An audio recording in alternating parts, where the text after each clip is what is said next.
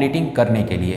कॉम्प्लीटिंग आप किसी चीज़ का करिए तो उसमें जो एक्स स्क्वायर होगा, ओके, बेसिकली कॉम्प्लीटिंग तो यहीं पे अलाउ होता है और कॉम्प्लीटिंग अलाउ क्वाड्रेटिक फॉर्म में ही होता है। सो कॉम्प्लीटिंग में आपको करना क्या है कि जो एक्स स्क्वायर का कॉफिशिएंट दिया होता है उसको हटाएंगे। तो कैसे हटाएंगे?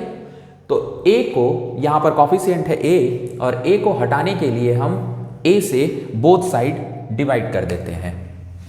सो a से जब हम बोथ साइड डिवाइड करेंगे सो a ऐसे आ जाएगा बोथ साइड डिवाइड करने पे। अब a से a कैंसिल आउट हो जाएगा। सो बचा क्या आपका x square plus b by a x plus c by a equal to 0/a, ये आपका 0 हो जाएगा। ओके, अब देखो एक्स स्क्वायर आपका फ्री हो गया। अब फ्री होने के बाद अब जो नेक्स्ट स्टेप होता है, मतलब दूसरा स्टेप जो होता है, उस स्टेप में x के कॉफिशिएंट का हाफ और उसका स्क्वायर करके हम क्या करते हैं, ऐड और सब्ट्रैक्ट करेंगे इस कंप्लीट इक्वेशन में। ओके, तो आ जाइए देखते हैं कि इसका हाफ क्या होगा। सो b बाई ए का हाफ, सो ये मिल जाएगा b बाई 2a। अब इसका स्क्वायर कर लेंगे। ओके, अब इसका स्क्वायर हम ऐसे भी लिख सकते हैं b square upon 4a square. Okay generally, लेकिन हम यूज सिर्फ इसी का करेंगे और इसको हम ऐड और सब्ट्रैक्ट करेंगे। So x square plus b by a x plus c by a minus b by 2a पे square and plus b by 2a पे स्क्वायर इक्वल टू 0। अब देखो यहाँ पे इसको मैंने ऐड सब्ट्रैक्ट कर दिया और ऐड कर दिया। ओके, अब ये चीज सब्ट्रैक्ट, कोई भी नंबर किसी भी इक्वेशन में ऐड या सब्ट्रैक्ट की जा सकती है। बहुत से लोग पूछेंगे ऐसा क्यों? तो देखो इसको हम कैंसिल आउट भी कर सकते हैं क्योंकि दोनों चीजें सेम हैं, ये माइनस में ये प्लस में, दोनों सब्ट्रैक्ट होकर के कैंसिल आउट हो सकते हैं। इससे पूरे इक्वेशन पे कोई इफेक्ट नहीं पड़ेगा। ओके, तो ऐसी चीजें मैथमेटिक्स में अलाउ है जिनसे हमारे रिजल्ट पे कुछ खास इफेक्ट ना पड़े, उसको हम ऐड और सब्ट्रैक्ट कर सकते हैं। अब देखो इसको ऐड और सब्ट्रैक्ट करने का रीजन था, और वो रीजन क्या था, वो यहाँ पे देखिए, ये और ये और ये तीनों मिल करके एक आइडेंटिटी डेवलप कर रही हैं और उस आइडेंटिटी को हम क्या बोलते हैं? सो x प्लस वाई पे होल स्क्वायर, ये होता है x square plus y square plus 2xy। या जनरली बहुत से लोग a और b रख करके भी बोलते हैं इसे, a प्लस बी पे होल स्क्वायर। और a प्लस बी पे होल स्क्वायर क्या होता है? a square plus b square plus 2ab। तो यहां पे आप देखेंगे कि ये आपका हो जाएगा a और ये आपका कंप्लीट टर्म्स b बन गया। सो ये a स्क्वायर बी स्क्वायर और यहां पर आपको 2ab है। ओके, अब ये जो आइडेंटिटी डेवलप हुई है इसको हम लिखेंगे so x plus b by 2a पे होल स्क्वायर। ओके, अब जो बचा आपका उसको दूसरी तरफ आप ट्रांसफर करिए। तो क्या बचा हुआ है यहाँ पर b, ये माइनस है इधर आएगा इक्वल टू के दूसरे साइड, इसको हम दूसरे साइड भेजेंगे तो पॉजिटिव हो जाएगा। और अब इसकी जगह पे हम चाहें तो ये भी लिख सकते हैं, so b square upon 4a square and ये इधर जाएगा so minus c by a। ये हो जाएगा, इतना तो आप कर लोगे। अब देखो इतना करने के बाद हम क्या करेंगे, इसको सॉल्व करेंगे। ओके, हाँ एक चीज आपको मैं बता दूं, अगर इसमें अभी भी डाउट है, कोई अगर डाउट है तो इसके लिए एक और तरीका है। ये जो आइडेंटिटी डेवलप हुई है इसको आप ओपन कर सकते हैं, खोल सकते हैं। जैसे ये देखो मैंने लिखा क्या है यहाँ पर, x plus b by 2a पे होल स्क्वायर, यही लिखा है। यहाँ पे मैं लिख देता हूँ b बाई 2a पे whole square.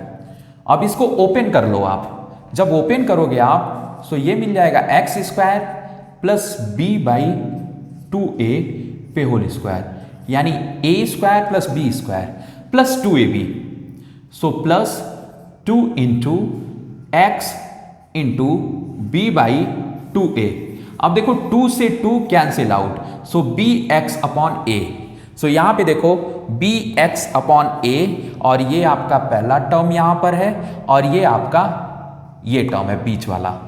Is it clear? और इन तीनों टर्म्स को मिलाकर के ये डेवलप हुआ। Is it clear? अब देखो इक्वल टू ये है दूसरी साइड, अब इसको हम सॉल्व करेंगे तो यहां पर एलसीएम ले सकते हैं। एलसीएम क्या हो जाएगा इसका? 4a²। करेक्ट। अब 4a² जब एलसीएम हो गया तो ऊपर क्या बचा आपका? b², और इधर क्या बचा आपका? सो a से a cancel, 4a into c, so 4ac। यही मिला ना? अब देखो, अब ये जो चीज है इसको हम नीचे लिखते हैं, so b by 2a whole square. Is it clear? अब इतना हो गया, समझ में आया इतना? अब इसको हम दूसरी साइड लिख लेते हैं। तो देखो ये स्क्वायर इधर भेजेंगे दूसरी साइड, तो ये क्या मिल जाएगा? रूट। स्क्वायर इधर जाकर रूट हो जाएगा, और ये बच गया इधर आपका x plus b by 2a इधर बच गया, और ये जाकर उधर रूट बना दिया। सो लिखिए इसको आप, ये हो गया आपका x plus b by 2a एन equal to root under root b square minus 4ac एन upon 4a²। Okay, correct.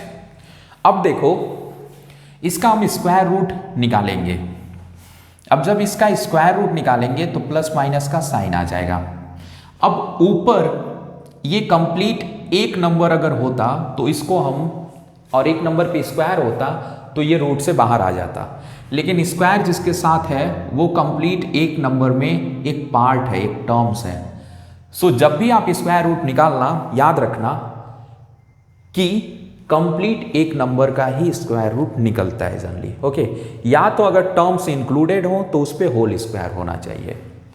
Okay, सो इसको हम छोड़ देंगे ऐसे ही, और b² minus 4ac and upon 4 का हो जाएगा 2, a² का हो जाएगा a। ये दो चीजें बाहर हो गई। अब इधर आपका जनरली बचा क्या है? So x plus b by 2a, यही बचा है। अब देखो इसको, इस वाले टर्म्स को हम इधर भेज देंगे, क्योंकि हमें चाहिए क्या? x चाहिए हमें। So x equal to minus, ये प्लस है उधर जाएगा तो minus b by 2a plus minus under root b² minus 4ac upon 2a। Is it clear?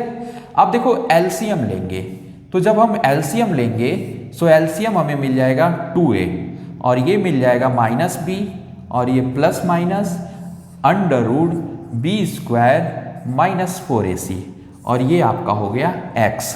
समझ में आया? अब देखो यहां से x की वैल्यू आ गई। अब ये x है क्या?